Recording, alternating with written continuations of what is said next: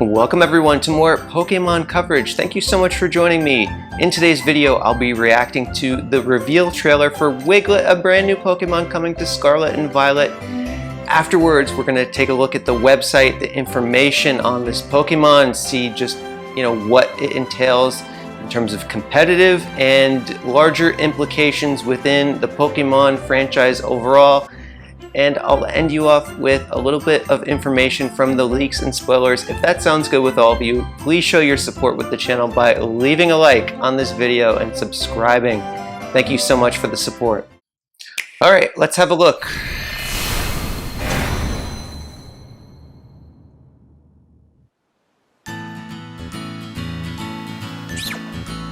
There's a shy little Diglett.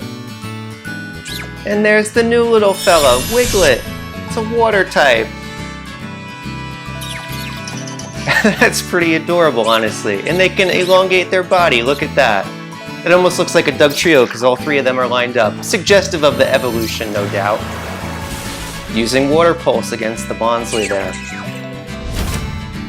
Very nice.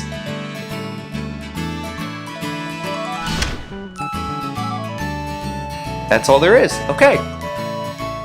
Pulling up the information from the official Pokemon website, it says that Wiglett bears a resemblance to Diglett, and that might just be a mere coincidence, a result of the adaptations to its environment. It's classified as the garden eel Pokemon. It's a water type, and while it does bear that resemblance to Diglett, it's actually living out in the ocean. It will poke part of its body up out of the water in order to feed, and it remains unknown what the rest of its body looks like. Its sensory perception is remarkable. It can pick up scents from 60 feet away. It's a very skittish Pokemon, so it's going to be quick to flee. When it picks up the scent of other Pokemon, it will burrow into the sand and scurry away. The most unique thing about this Pokemon are the abilities that it has access to. They're quite exclusive for the entirety of the Pokemon species that are out there.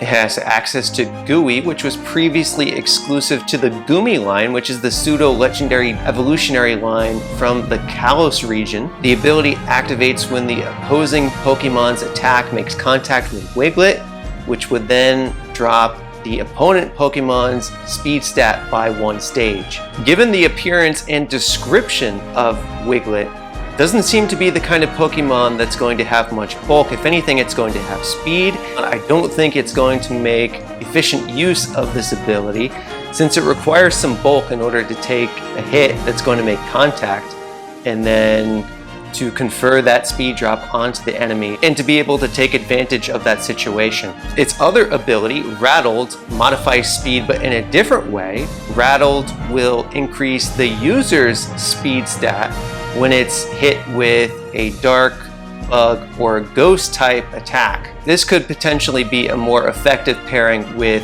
Wiglett's evolutionary line, since a move like U-Turn, which is very prolific within the metagame, doesn't have a strong base power to that move and could therefore fish for a speed boost without taking an enormous sum of damage. The ability will react multiple times if it's hit with a multi-strike move. That's probably not a situation that you want to get your Wiglett or its evolution into. There isn't a whole lot that would suggest that Wiglett is going to make a big splash in the competitive scene as Diglett and its evolution Dugtrio did for several generations, possessing the ability Arena Trap, which was so good it was added to the ban list for several generations of competitive single battles. And that's cool because every Pokemon can't be a winner in the competitive sphere, but where Wiglett is a winner is with its design and concept. The waves Wiglett will be making extend far beyond its own evolutionary line, and that's because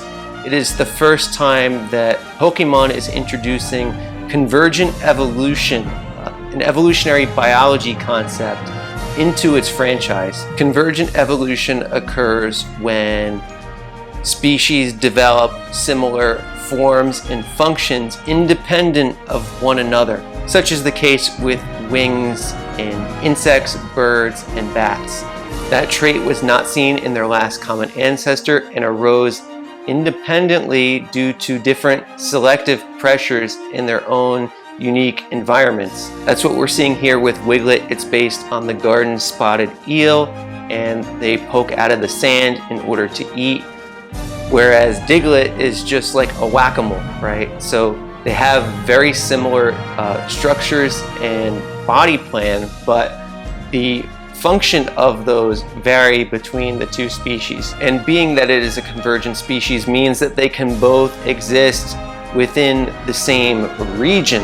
To finish up, I'll cover a little bit of the leaks and spoilers. If that's not something that you wish to hear, this is the point to stop the video. But if you would like to stick around for that, I'll start by saying that the evolution for Wiglett, the supposed Wug trio, if you will have a pink appearance and still strikingly similar to that of the design for Doug Trio. This isn't the only convergent species that will be in Scarlet and Violet. The same also exists for the Tentacool line, so there will be a convergent form for Tentacool and Tentacruel in these games. The designs for the convergent forms for Tentacool and Tentacruel will be based on mushrooms. That's all there is to cover for this one, but we're just about a month away from the release of Scarlet and Violet, which means that a lot of new Pokemon and gameplay features are still to be revealed. There's likely to be another trailer right around the corner with a lot of big information, so if you'd like to stay tuned for all of that information, be sure to subscribe to the channel, and I'll be seeing you all soon with the next batch of official news from the Pokemon Company. Take care, everyone. Have a good one.